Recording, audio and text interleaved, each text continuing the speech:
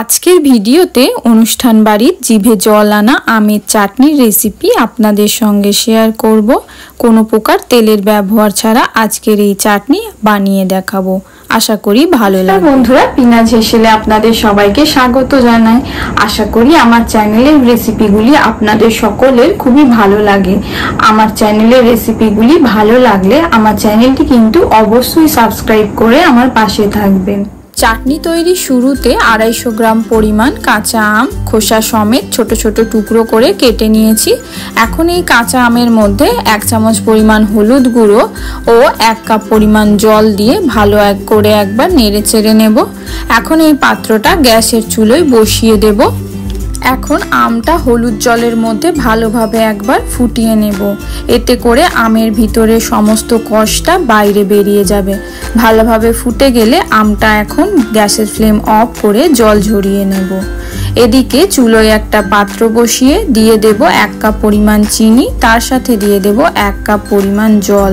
চিনির জল ফুটতে শুরু করলে এর মধ্যে দিয়ে দেব হলুদ জলে ভাপিয়ে রাখা আমের টুকরো। আলতো হাতে আমগুলো দেবেন, না হলে কিন্তু আমগুলো ভেঙে যাওয়ার সম্ভাবনা থাকবে। বাড়িতে এইভাবে একবার আমের চাটনি বানিয়ে দেখতে পারেন। বাড়ির সকলের কিন্তু মন জয় করে নেবে এই চাটনির রেসিপি। আশা করি তার সাথে আপনারও ভালো লাগবে। সমস্ত আমের টুকরো রসের মধ্যে দেয়া হয়ে গেছে। এখন এর মধ্যে দিয়ে দেব অল্প একটু বিট নুন আর দিয়ে দেব স্বাদ অনুযায়ী লবণ। লবণ ও বিট নুনটা অ্যাড করে আরও 4 থেকে 5 মিনিট আমটা ভালোভাবে রসের মধ্যে ফুটতে দেব। এতে রসটা কিন্তু আমের ভিতরে ঢুকে আমটাও একেবারে রসালো হয়ে যাবে। তার সাথে কোনো প্রকার টক ভাব আমের মধ্যে আর থাকবে না।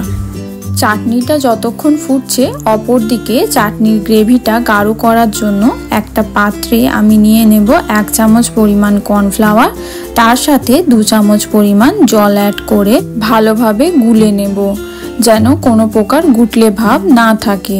এই 1 চামচ পরিমাণ কর্নফ্লাওয়ারই কিন্তু এই চাটনির গ্রেভিটা পুরোপুরি থকথকে করে দেবে। এক কথায় অনুষ্ঠান বাড়িতে যেরকম আমরা চাটনি খেয়ে থাকি, ঠিক সেরকমই চাটনির গ্রেভিটা তৈরি হবে। এপাশে আমটাও রসের মধ্যে 4 থেকে 5 মিনিট ভালোভাবে একেবারে ফুটে গেছে। এখন এর মধ্যে আমি গুলে রাখা কর্নফ্লাওয়ারটা দিয়ে দিচ্ছি। কর্নফ্লাওয়ার দেওয়া হয়ে গেলে হালকা হাতে আরও একবার চাটনিটা নেড়ে চেড়ে দেব। চাটনি প্রায় তৈরি। এখন চাটনিটা হাই ফ্লেমে আরও একবার ভালোভাবে ফুটিয়ে নেব। সবশেষে আমি এর মধ্যে অ্যাড করে দেব অল্প কিছু ড্রাই ফ্রুটস, যেমন কাজু বাদাম কিশমিশ।